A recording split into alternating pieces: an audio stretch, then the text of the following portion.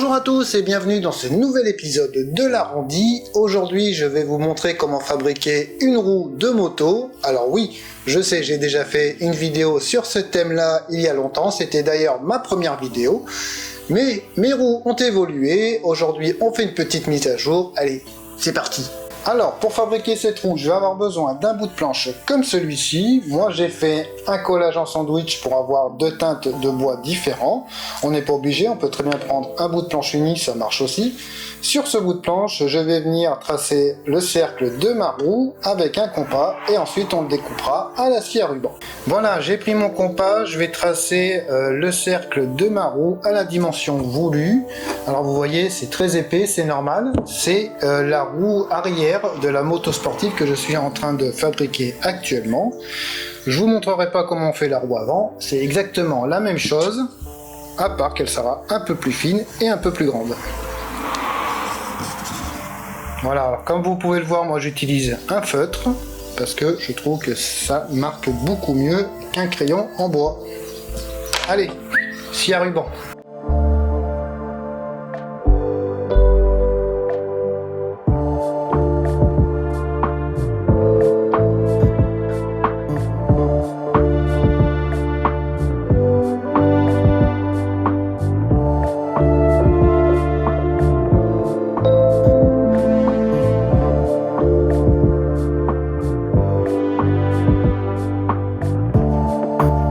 Alors cette roue, je l'ai découpée au plus près du trait mais sans toucher le trait. Maintenant je vais faire une approche un peu plus précise avec la ponceuse à bande.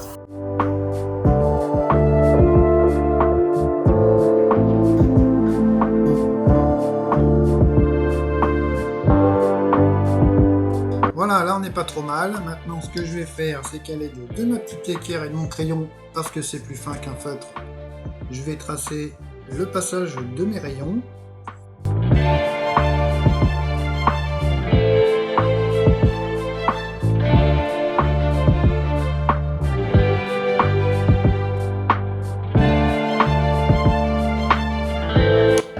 Voilà, maintenant avec un forêt de 8, je vais venir percer l'axe de ma roue. C'est parti.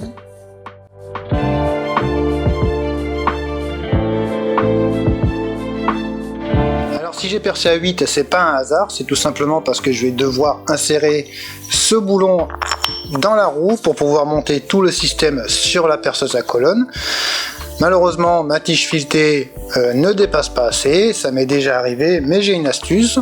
Ce que je vais faire, c'est que je vais prendre la défonceuse, je vais creuser un petit peu autour pour que mon boulon dépasse un peu plus de l'autre côté.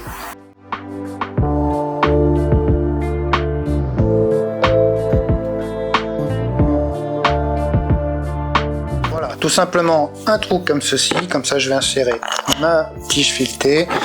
Ça dépasse suffisamment, je vais pouvoir le monter sur la perceuse à colonne, ça s'appelle le système des merdes, et ça dépanne bien.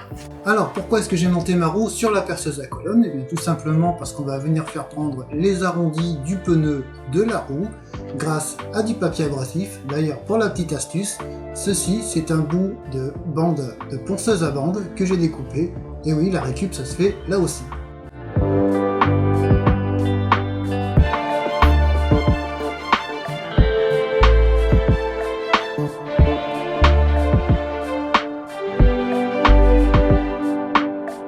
Alors voilà ce que ça donne une fois terminé. On a bien arrondi pour faire prendre la forme du pneu. Les traits des rayons ont un peu disparu, c'est pas grave, on va les refaire et on va passer à l'étape suivante.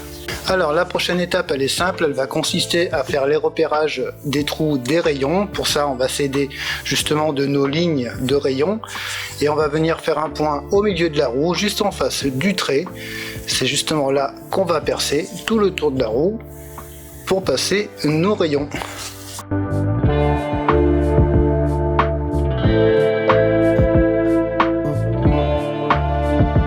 Donc là j'ai installé un forêt de 3 mm et je vais venir percer en butée tous mes rayons.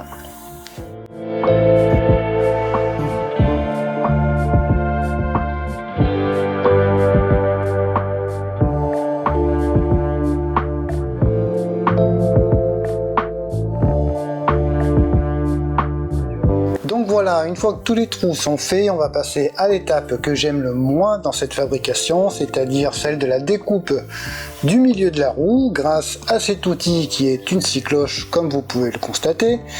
Celle-ci c'est un diamètre 80 et je n'aime pas du tout utiliser ça car j'ai vu beaucoup d'accidents et j'avoue ça me fait un petit peu peur.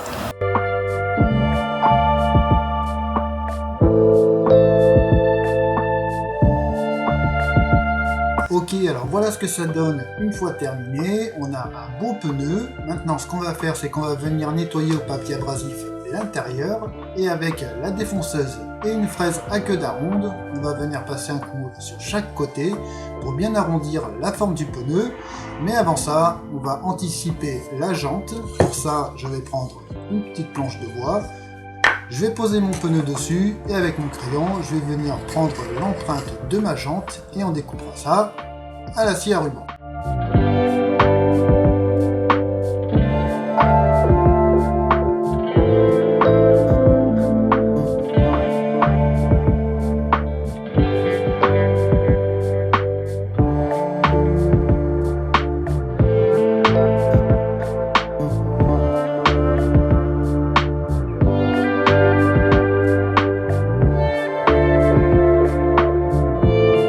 Alors cette partie là pour le moment je vais plus m'en occuper, je vais me concentrer sur la jante. Rappelez-vous tout à l'heure on a pris l'empreinte dans la roue. Ce qu'on va faire c'est qu'on va aller sur la scie à ruban, la découper et on passera à la suite.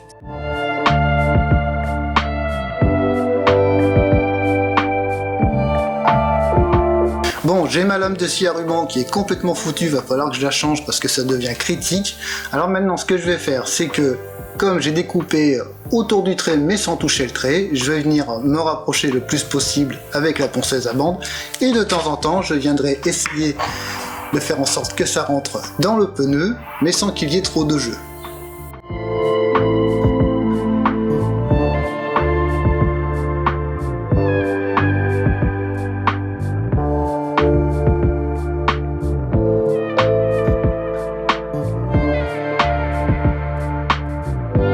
Voilà, alors vous avez vu, c'est pas simple d'obtenir quelque chose de parfaitement rond à la ponceuse à bande. Bon, c'est pas impossible, avec un minimum d'entraînement, on y arrive. Maintenant, ce qu'on va faire, c'est qu'on va venir évider notre jante avec la scie cloche de diamètre 68. Alors là, attention, il va falloir en prendre un serre-joint dont vous en avez un peu rien à faire parce qu'il risque de prendre des coups de lame, ça m'est déjà arrivé. Autre chose à savoir, il ne faut pas trop serrer le serre-joint parce que ça risquerait de casser la jante une fois qu'il sera évidé.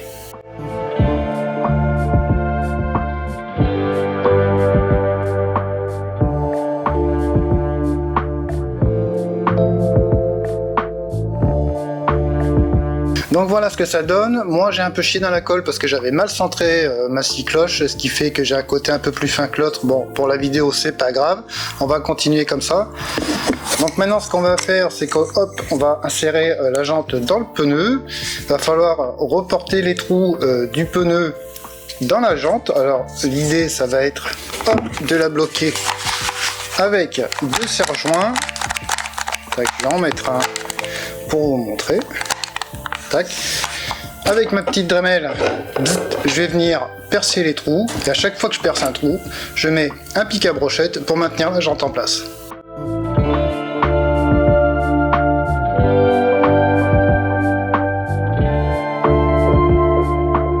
Voilà, tous mes pics à brochette ont traversé le pneu et la jante, voilà ce que ça donne. Alors attention, selon où vous achetez vos pics à brochette, le diamètre n'est pas forcément le même. Maintenant ce qu'on va faire, c'est qu'on va faire l'axe de la roue avec la scie cloche de 38.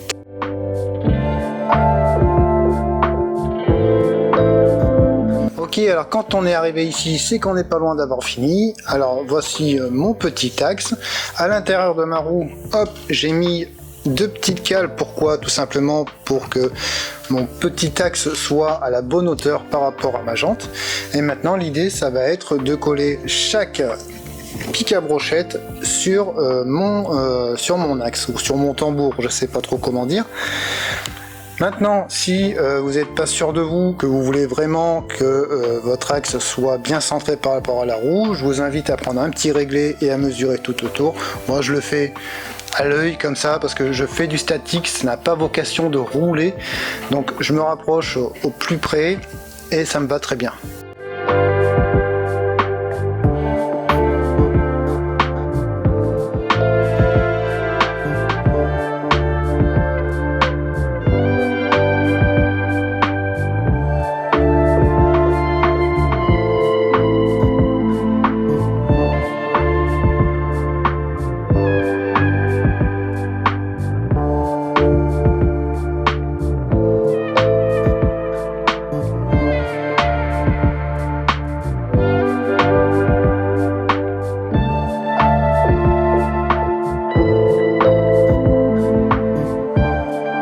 Voilà, j'ai passé un petit coup d'huile de lin histoire de faire ressortir les essences de bois parce que je trouve ça bien plus joli. Donc vous avez vu, c'est pas compliqué, c'est plus long que compliqué. Néanmoins, si vous avez des questions, n'hésitez pas à me les poser en commentaire, j'y répondrai avec plaisir. Voilà, j'espère que cette vidéo vous aura plu, je vous dis à la prochaine. Faites attention à vos doigts, c'est important. Ciao!